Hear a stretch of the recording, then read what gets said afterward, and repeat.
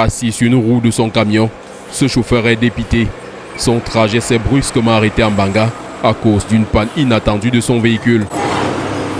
Sans passer par 4 chemins, il pointe le mauvais état de la route comme cause de son calvaire. Actuellement, je suis comme ça garé avec mes lames de son cassées sur la voiture. À cause de l'état de la route, à partir de Banga en allant du côté de Douala. C'est très grave, c'est très grave. Très grave comme ici au lieu dit descendre Mouyouka, où des trous qui se disputent la vedette occupent toute la chaussée.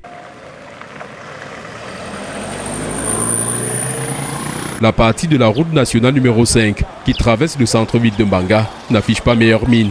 De véritables pièges pour les usagers et leurs véhicules.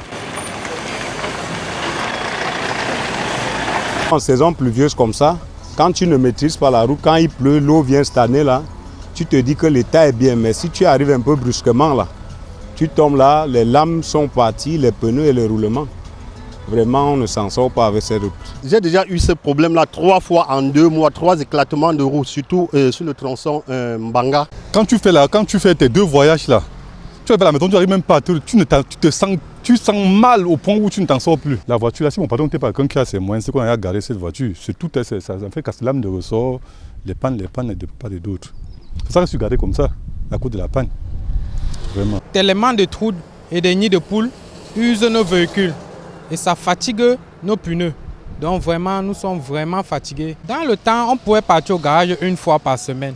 Mais avec cette taxe lourde, vraiment, c'est très difficile. Nous pouvons partir au garage au moins 2-3 fois par semaine. Dans cette succession de nids de poules, il faut rouler à une vitesse très modérée.